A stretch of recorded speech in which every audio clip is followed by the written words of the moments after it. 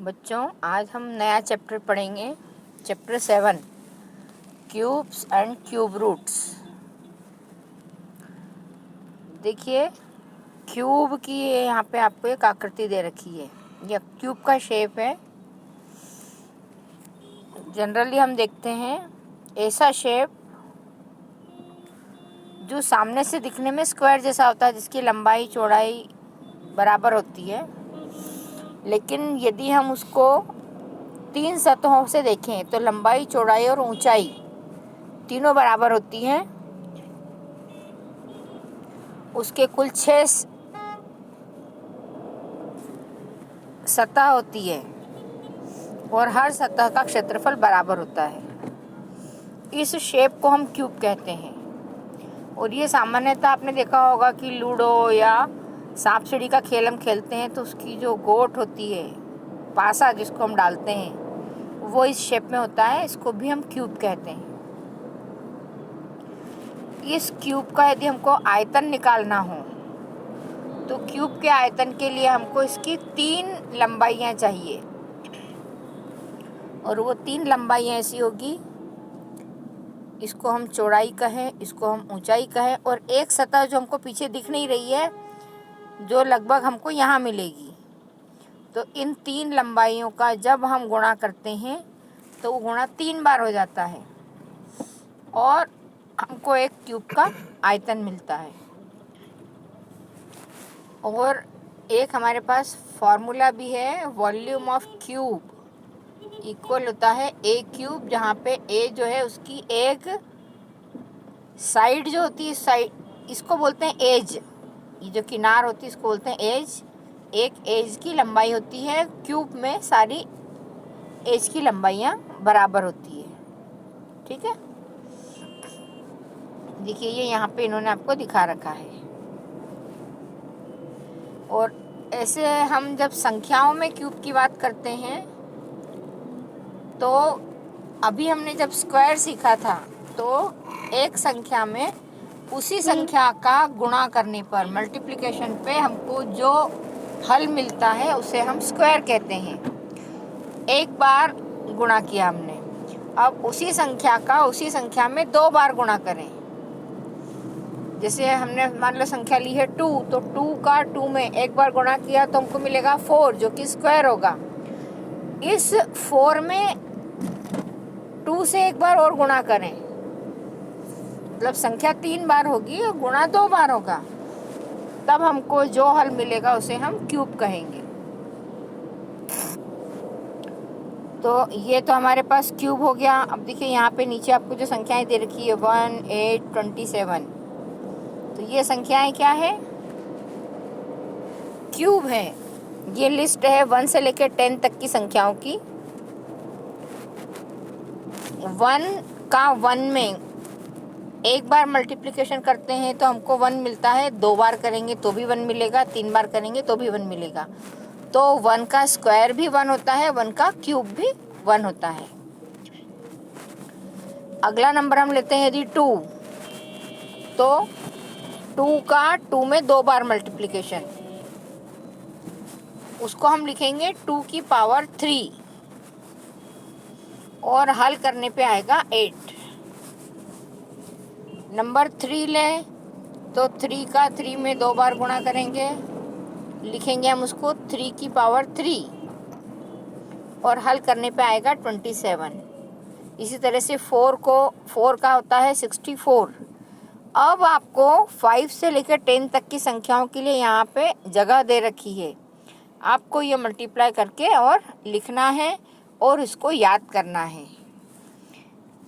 जिस तरह से हमने 1 से लेकर 20 तक के नंबर्स के स्क्वायर याद किए थे, वैसे ही हमको इसको कंप्लीट करना है। और ये जैसे 5 का 5 में 25 होता है, तो आपने याद कर रखा है। अब 25 में 5 का मल्टीप्लाई करना है और यहाँ पे लिखना है। ऐसे ही 6 का 6 में करते हैं तो 36 होता है। आप 36 में 6 का मल्टीप्लाई करके यहाँ पे लिखना है। तो ये आपका होमवर्क है। फिर देखिए नीचे एक टेबल, इसमें आपको 11 से लेकर 20 तक की संख्याएं दी है और इन संख्याओं के भी क्यूब यहाँ सामने दे रखे हैं। 11 का 1331 होता है, 12 का ये होता है, इस तरह से। ठीक है। अब इसमें देखिए एक ध्यान देने वाली बात क्या है, यदि हम 10 का स्क्वायर करते हैं तो हमको 100 मिलता है, उसमें फिर से 10 का मल्टीप्लाई करते हैं तो 10 क्यूब, यहाँ पे आएगी संख्या 1000। मतलब यदि हम इस तरह से 2 बार गुणा करेंगे तो अब हमको जो ज़ीरो हम देख रहे थे, हमने स्क्वायर के वक्त देखा था कि ज़ीरो की संख्या हमारी कितनी होनी चाहिए, इवन नंबर होना चाहिए। तो अब हमारे पास जो संख्या आएगी वो ऑड नंबर में आएगी ज़ीरो की। ऐसे यहाँ पे 20 का दे रखा है इन्होंने, 20 का आ रहा है 8000। तो पहले हम 2 का करेंगे तो 2 इंटू 2 4, 4 इंटू 2 8, और फिर जब ज़ीरो लगाएंगे तो 3 ज़ीरो लग जाएंगे, तो 8020 का क्यूब होगा। अब इसमें इन्होंने एक चीज़ आपको वॉच करके बतलाई है, वो देखिए यहाँ पे 12, 14 और 16 ये इवन नंबर हैं। अब यदि ये इवन नंबर हैं तो इनका क्यूब जब हमने निकाला तो भी हमको एक इवन नंबर मिला है। फिर देखिए ऑड नंबर है 17, 19, 17 का क्यूब किया तो भी हमको एक ऑड नंबर मिला, 19 का क्यूब किया तो भी हमको एक ऑड नंबर मिला। तो इसका मतलब है कि किसी ऑड नंबर का क्यूब करने पर हमको ऑड मिलेगी संख्या और इवन का करने पर इवन मिलेगी। यहाँ पे आपको देखिए कुछ संख्याएं दे रखी हैं और इनको आपको क्यूब निकालना है। और दूसरी चीज़ इन्होंने इसका कहा है कि इनका वंस डिजिट का जो नंबर है उसको देख के आपको बताना है, उस टेबल को देख के कि ये संख्याएं किसका क्यूब हो सकती है। तो ये भी आपके लिए होमवर्क है, ये भी आप करना। अब मैं आपको सिखाती हूँ सम इंटरेस्टिंग पैटर्न, मतलब आपको कुछ अलग हटके आपने ये तो देख लिया कि उसी संख्या का उसी संख्या में मल्टीप्लाई करते हैं तो हमको क्यूब मिलता है। अब कुछ अलग तरीके जो हमने स्क्वायर के लिए भी सीखे थे, सम ऐड करना है हमको। क्या करना है, एडिंग कंसेक्यूटिव्स ऑड नंबर्स, एक के बाद एक लगातार आने वाले जो ऑड नंबर से उनको जोड़ना है। पहला नंबर तो 1 है तो 1 का क्यूब 1 आएगा। उसके बाद हमने क्या किया है, 1 को छोड़ दिया, उसके बाद की 2 संख्या ली, उसके बाद की 2 संख्या 3 और 5, इसको ऐड किया तो ये 2 का क्यूब होगा। अब हमने 5 तक की संख्या ले ली है तो हम 5 नहीं लेंगे, 7 लेंगे। 7 के बाद की लगातार 3 संख्याएं ली, 7, 9, 11, इसका सम आएगा 27 और ये 3 का क्यूब होगा। इस तरह से आप खेल खेल में भी कुछ चीज़ें सीख सकते हैं। फिर देखिए 11 के बाद 13, 15, 17, 19 ये संख्याएं ली, इन सब का सम जो है 64 आ रहा है और ये 4 का क्यूब है। अब देखिए नीचे आपको एक और मेथड दी है,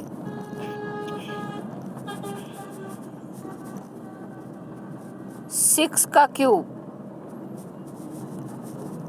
8 का क्यूब और 7 का क्यूब। ये निकालने को कहा गया है। और पैटर्न आपको क्या दिया है,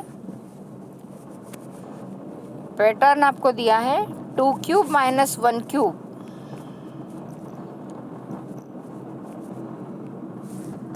इक्वल हो जाएगा 1 + 2 × 1 × 3। 1 + 2 हो जाएगा 3 और 3 × 1 कितना हो जाएगा 3, और 3 × 3 करेंगे तो 9 आएगा। अब 3 क्यूब माइनस 2 क्यूब, तो यहाँ पे इन्होंने क्या किया है 1 × 3 × 2 × 3। अब इसको यदि हम ध्यान से देखते हैं तो अब देखिए आप संख्याएं ऐसे देखने पे हमें शायद समझ में नहीं आए, लेकिन सबके आगे 1 प्लस किया है, ठीक है। प्लस 2 3 4 एक के नीचे एक लिखा है। और जब हम LHS में देखते हैं तो LHS में 2 3 और 4 है। यहाँ सबके आगे 1 है तो ये 1 सबके आगे लिखना है।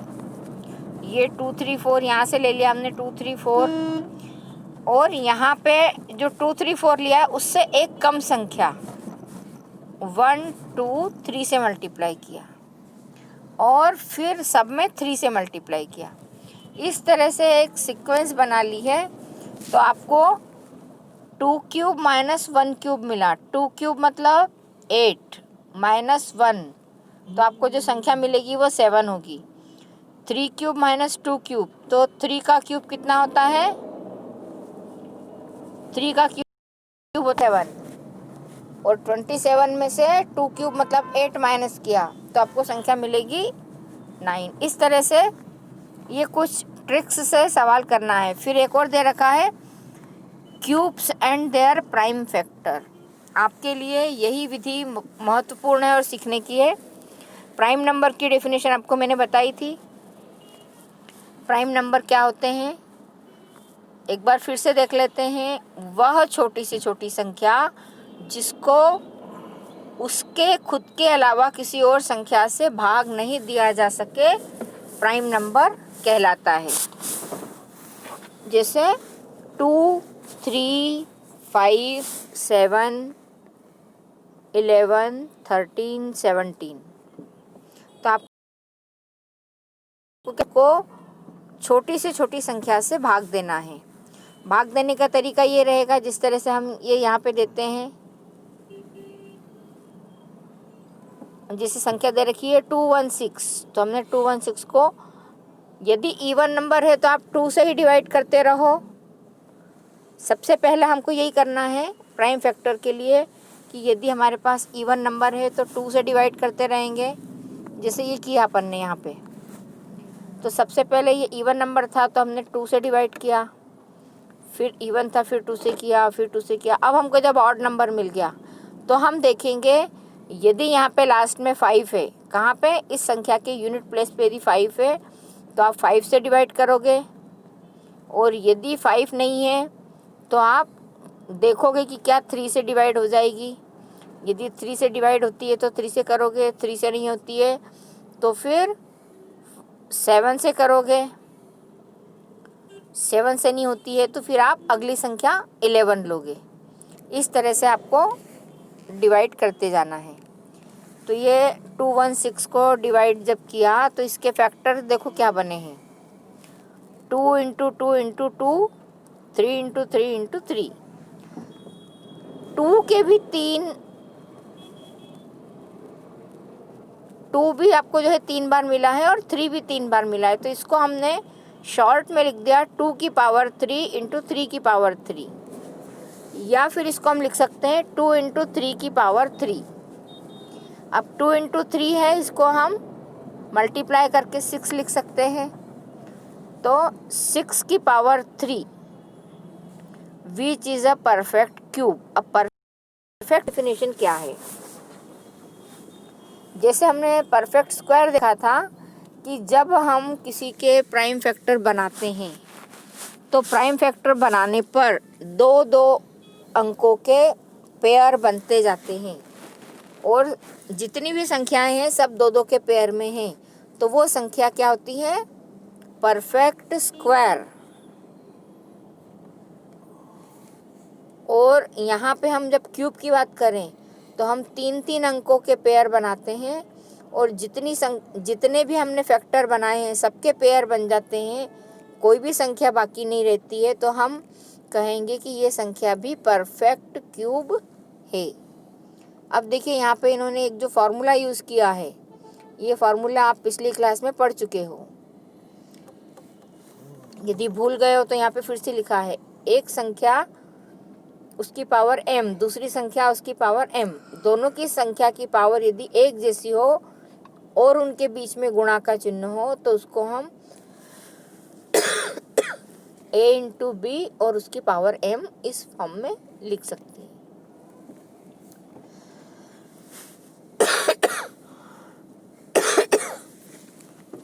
जब संख्या का हम पेयर बनाते हैं, पेयर मतलब दो दो के जोड़े, अब जब हम इसके तीन तीन को मिलाते हैं तो उसको हम ट्रिप्लेक्स कहते हैं। दो दो के जोड़े बनाएंगे स्क्वायर बनाने में,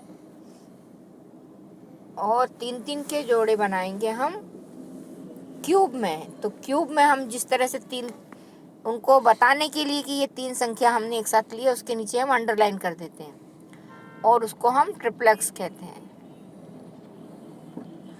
अब देखिए अगला प्रश्न उन्होंने पूछा है कि is 7 to 9 is perfect cube. क्या 7 to 9 परफेक्ट क्यूब है? तो परफेक्ट क्यूब की जो हमने डेफिनेशन देखी है उसके हिसाब से क्या होना चाहिए, यदि हम इसके प्राइम फैक्टर करें तो सारी संख्याओं के ट्रिपलेक्स बन जाना चाहिए। अब हम पेयर नहीं बोलेंगे, अब हम बोलेंगे ट्रिपलेक्स।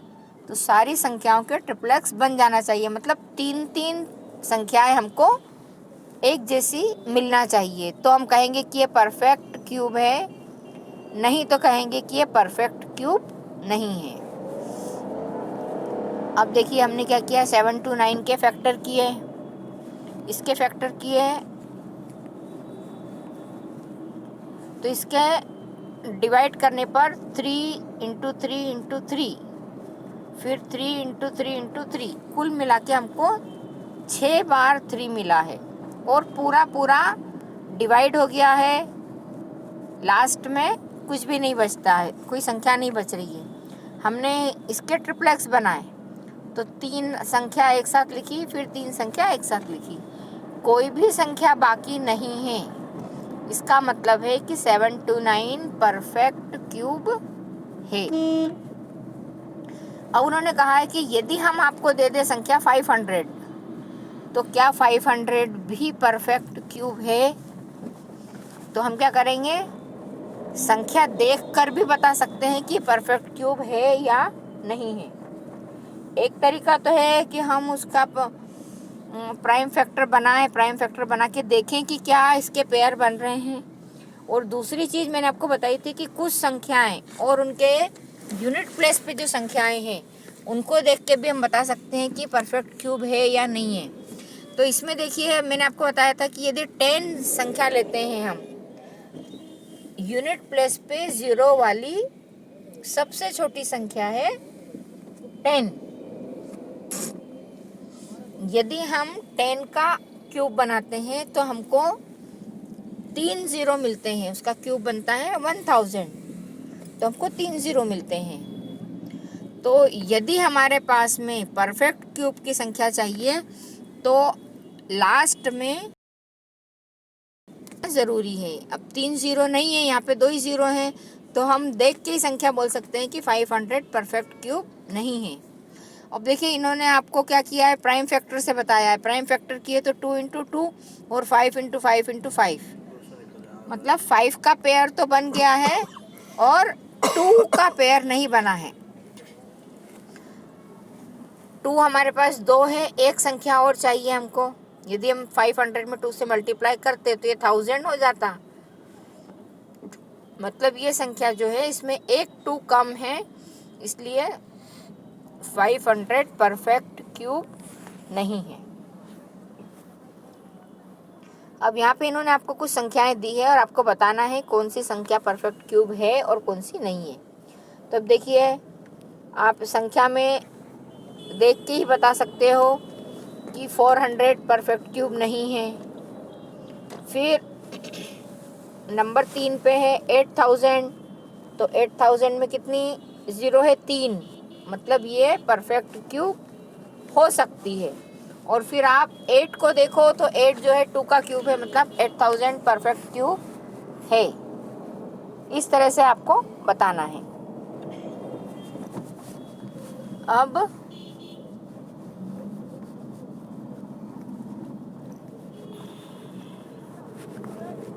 अब हमारी एक्सरसाइज आती है। इस एक्सरसाइज में देखिए पहला क्वेश्चन आपको यहाँ पे दिया गया है कि ये जो नंबर्स दे रखे हैं ये परफेक्ट क्यूब हैं या नहीं है, ये आप बताइए। पहला क्वेश्चन, अब ये आपका chapter 7 exercise first, which number not a perfect square. तो हमने क्या किया, पहली संख्या दी थी 216, तो 216 के हमने प्राइम फैक्टर किए। प्राइम फैक्टर क्या हुए, क्योंकि 216 एक इवन नंबर है तो हम क्या करेंगे, 2 से डिवाइड करेंगे। 2 से डिवाइड किया तो 108, फिर 2 से डिवाइड किया तो 54, फिर 2 से डिवाइड किया तो 27। 27 को 3 से डिवाइड करेंगे। अब चूँकि ये इवन नंबर नहीं है, ऑड नंबर है, तो यदि ऑड नंबर आता है तो हम पहले देखेंगे कि क्या 3 से डिवाइड हो जाता है। यदि 3 से नहीं होता है तो फिर 5 और 7 से करेंगे। तो 3 से डिवाइड किया तो 27 को डिवाइड करने पे आया 9, फिर से 3 से डिवाइड किया तो आया 3, फिर से 3 से डिवाइड किया तो आया 1। ये हमने किया है इसका प्राइम फैक्टर निकालने का काम। अब इसको हम इस तरह से लिख सकते हैं, 216 इक्वल है 2 इंटू 2 इंटू 2 और 3 इंटू 3 इंटू 3। तीनों 2 का हमने एक ट्रिपल एक्स बनाया और इसको हम 2 टू द पावर 3 लिख सकते हैं। तीनों 3 का हमने एक ट्रिपल एक्स बनाया और इसको 3 टू द पावर 3 लिख सकते हैं। फिर अभी मैंने आपको जो फार्मूला बताया था उससे हम इसको लिख सकते हैं 2 इंटू 3 टू द पावर 3, और 2 इंटू 3 की पावर 3 मतलब 6 की पावर 3। यहाँ पे हमको सिर्फ इतना ही बताना है, ये आगे हल नहीं करना था, इसलिए मैंने आपको हल करके नहीं बताया। आपको सिर्फ ये बताना था कि यदि इसके ट्रिपलेक्स बन रहे हैं तो ये एक परफेक्ट क्यूब है। तो अपन ने ये बता दिया कि यहाँ पे इसके ट्रिपलेक्स बन रहे हैं, मतलब ये परफेक्ट क्यूब है। एक और संख्या देखते हैं अपन, 128। 128 के भी अपन ने जो है प्राइम फैक्टर किए। 128 एक इवन नंबर है, तो हमने सबसे पहले 2 से डिवाइड किया तो 64 आया, फिर 2 से डिवाइड किया तो 32 आया, फिर 2 से डिवाइड किया तो 16 आया, फिर 2 से डिवाइड किया तो 8 आया, फिर 2 से डिवाइड किया तो 4 आया, फिर 2 से डिवाइड किया तो 2 आया, फिर 2 से डिवाइड किया तो 1 आया। अब यहाँ पे देखो हमको कितनी बार 2 मिला है, 1 2 3 4 5 6 7, ठीक है, 7 टाइम्स मिला है। अब हमने इसको लिखा 128 इक्वल 2 इंटू 2 इंटू 2, एक ट्रिपलेक्स, फिर 2 इंटू 2 इंटू 2 दूसरा ट्रिपलेक्स, और एक 2 बच गया, ठीक है। अब जो ट्रिपलेक्स बनाया था उसको हमने 2 क्यूब इंटू 2 क्यूब इंटू 2 करके लिखा। 2 ट्रिपलेक्स बनने के बाद एक संख्या बच रही है, तो हम कह सकते हैं कि इसके जब हमने प्राइम फैक्टर किए तो एक 2 बच गया, ट्रिपलेक्स नहीं बन पाया, इसलिए 128 परफेक्ट क्यूब नहीं है। सवाल आ रहा है आपको समझ में? यहाँ पे हम सिर्फ ये, अभी हम क्यूब नहीं निकाल रहे हैं, अभी हम सिर्फ ये देख रहे हैं कि ये संख्या परफेक्ट क्यूब है या नहीं है। अब जब हमें ये समझ में आ गया कि हमको परफेक्ट क्यूब बनाने से संख्या ऐसी मिल जाती है कि वो बराबर ट्रिपलेक्स बन रहे हैं तो परफेक्ट क्यूब है, तो अब हम आगे क्यूब निकालने की कोशिश करेंगे। अब देखिए question number 2, find the smallest number must be multiplied to obtain a perfect cube. आपको एक ऐसी संख्या लेना है जिसका जो संख्या आपको दे रखी है उसमें मल्टीप्लाई करें तो वो संख्या एक परफेक्ट क्यूब बन जाए। अब यदि हम यहाँ पे पिछला सवाल देखते हैं तो पिछले सवाल में देखिए संख्या क्या आ रही थी, 2 बच रही थी। अब यदि ये जो 2 संख्या बच रही है, इस 2 संख्या के साथ हमको क्या करना है, ट्रिपलेक्स बनाने के लिए 2 और चाहिए। मतलब इस संख्या में 2 इंटू 2 4 का हम मल्टीप्लाई कर दें तो ये ट्रिपलेक्स पूरा हो जाएगा। और यदि ये ट्रिपलेक्स पूरा हो जाता है तो 1 to 8 में भी आपको 4 का मल्टीप्लाई करना पड़ेगा, और फिर आपकी जो संख्या होगी वो संख्या परफेक्ट क्यूब होगी। तो ये देखिए अपन ने 243 के लिए किया। 243 के जब हमने प्राइम फैक्टर किए तो 3 कितनी बार आया हमारे पास? 5 बार। अब जब 5 बार 3 आया, इसके जब हम ये बनाते हैं ट्रिपलेक्स, तो 3 के तो बन जाते हैं एक ट्रिपलेक्स, और बाद में हमारे पास 2 बार ही 3 बचता है। मतलब अब हमको क्या करना है? एक 3 से मल्टीप्लाई करना पड़ेगा। तो ये जो मैंने बोला है ये पूरा यहाँ पे लिख रखा है, ये आप नोट कर लेना। हम क्या करेंगे? 3 से मल्टीप्लाई करेंगे LHS और RHS दोनों में। तो हमारी संख्या जो है वो हो जाएगी 243 इंटू 3 इक्वल 3 इंटू 3 इंटू 3। और अगला जो आपका बनेगा ये भी 3 इंटू 3 इंटू 3। तो ये परफेक्ट क्यूब बन गया। और 243 में 3 का मल्टीप्लाई किया तो 729 जो संख्या बनी है ये एक परफेक्ट क्यूब संख्या बनी है। अब आगे के सवाल आपको इसको देखते हुए खुद करना है।